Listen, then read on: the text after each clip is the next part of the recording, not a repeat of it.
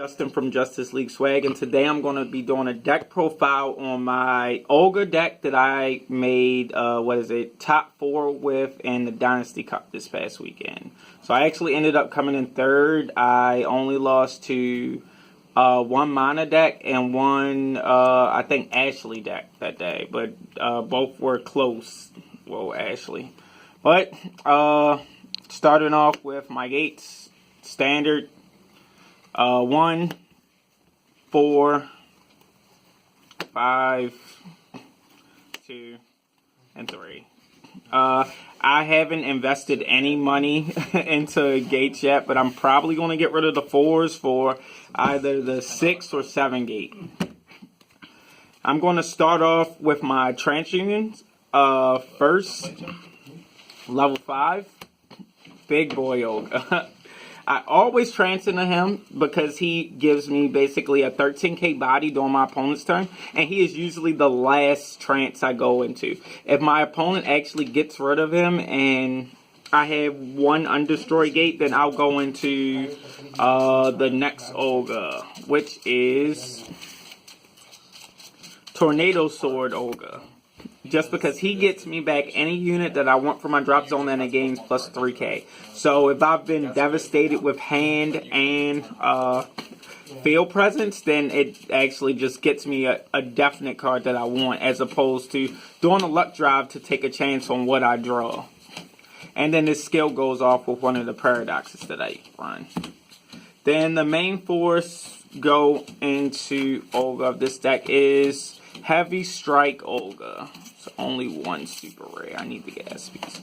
So I'm running him at 4 because he is the main unit that I want to go into. And discarding him from the deck lets me discard Olga from my hand and draw 2 cards.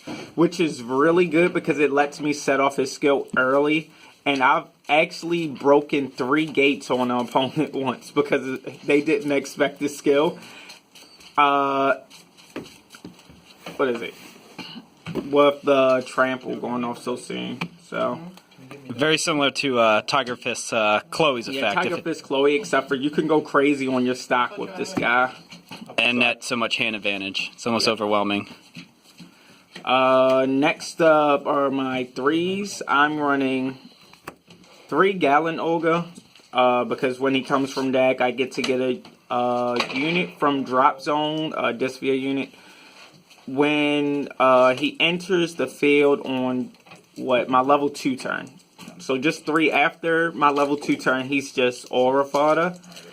Ideally, I'll get back the 2s, which I'll go into next, or I'll get back Grand Daytime Olga.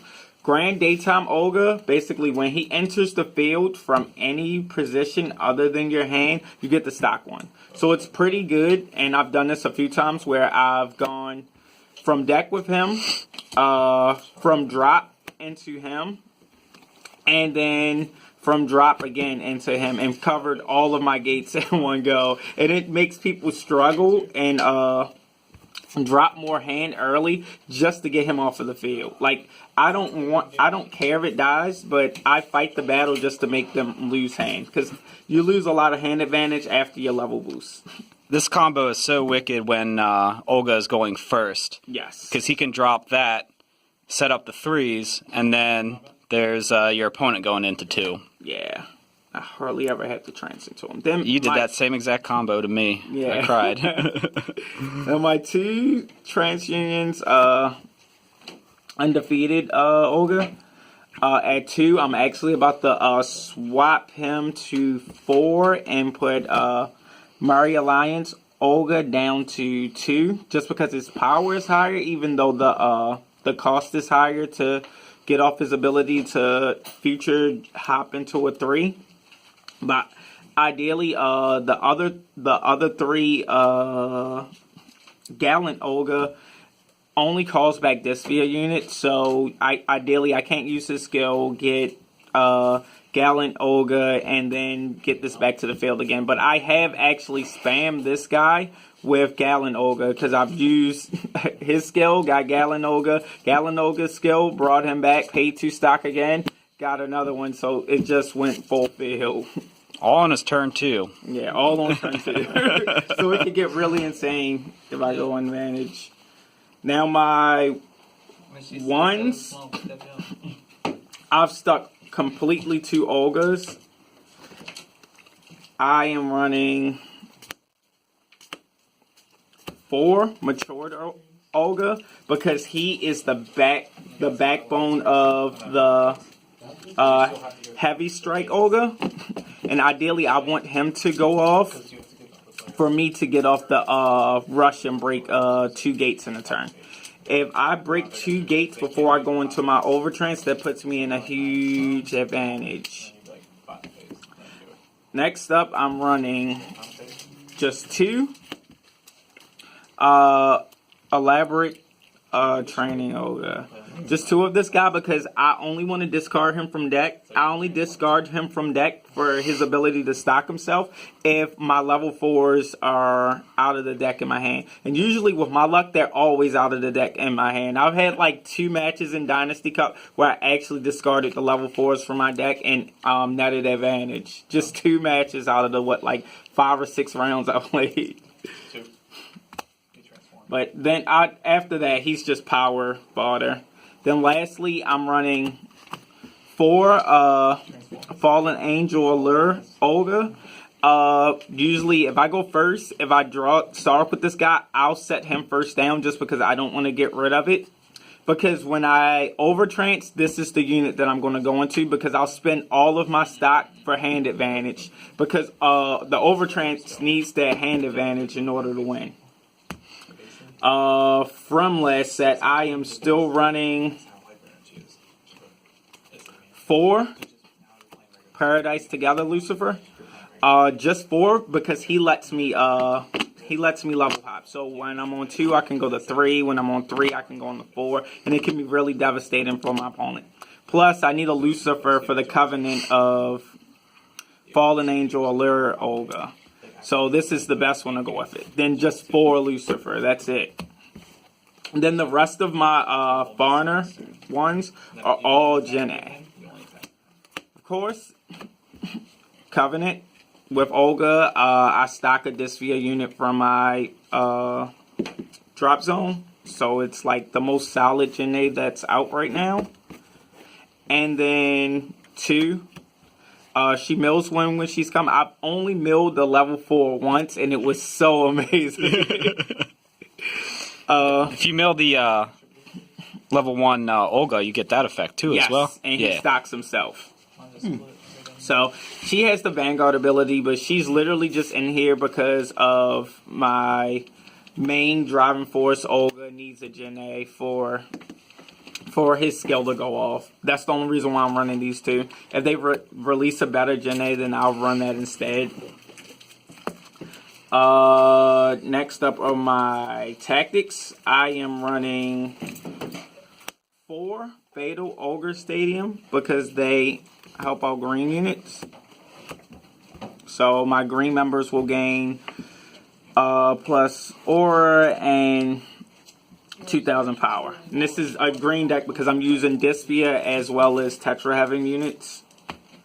And I'm running 1 Last Survivor because, again, this is for green members. Then lastly, I am running 3 Fluttering Resolve. This card is really good because I can't get jammed in my hand with cards that I don't need, like excess aura, excess power, or tactics, because I could just play this, discard a green card from my hand, and then put whatever I want from the drop into the battle zone. Ideally, what I always put into the battle zone when I'm attacking is limit. So if I'm already winning the battle and I'm on my overtrance, this is like quite overwhelming.